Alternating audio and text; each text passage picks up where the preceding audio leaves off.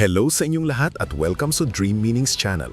Ngayon, pag-uusapan natin ang isang panaginip na madalas mag-iwan ng napakagandang pakiramdam o kung minsan isang pakiramdam ng responsibilidad.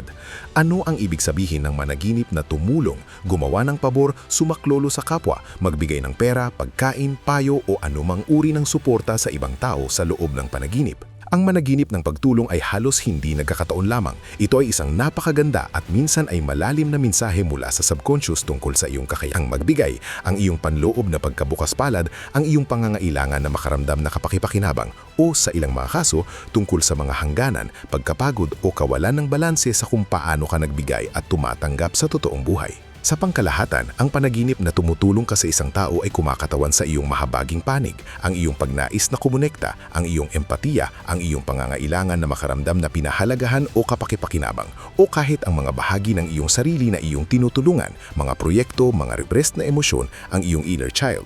Kung ang tulong ay dumadaloy ng may kagalakan at walang hirap, ito ay nagsasalita tungkol sa emosyonal na balanse at panloob na kasaganaan.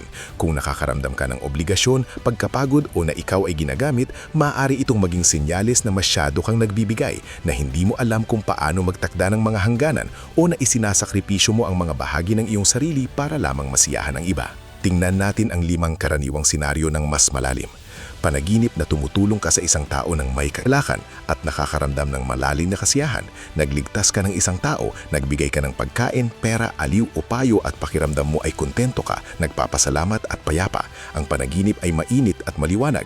Ipinapakita ito na ikaw ay nasa isang sandali ng malaking panloob na pagkabukas palad, na ang iyong empatiya at kabutihan ay natural na dumadaloy at na tumutulong ka sa iba mula sa isang lugar ng kasaganaan at hindi kakulangan.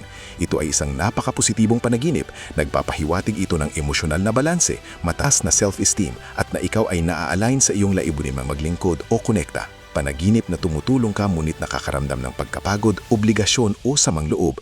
Ibinibigay mo ang lahat ng mayroon ka, oras, pera, enerhiya, ngunit sa huli ay pagod ka, bigo o pakiramdam mo ay ginamit ka lang. Ang panaginip ay nagiiwan ng mabigat na pakiramdam. Nagsasalita ito tungkol sa kawalan ng balanse sa kung paano ka nagbibigay at tumatanggap.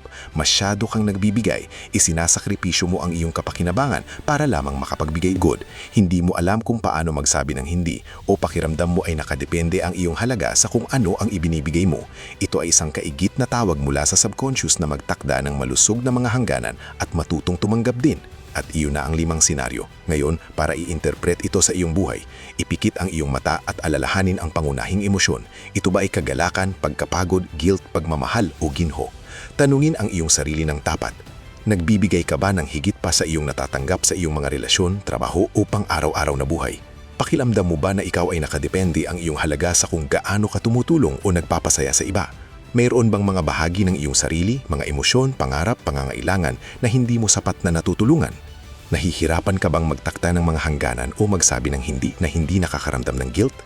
Nagbibigay ka ba mula sa kasaganaan at pagmamahal o mula sa takot na hindi mamahalin o hindi kailaganin? Ang susi ay nasa emosyon na iniwan ng panaginip. Kung ito ay kagalakan at kasiyahan, ikaw ay nasa balanse at malusog na pagkabukas palad. Kung ito ay pagkapagod, guilt o kawalan, oras na para suriin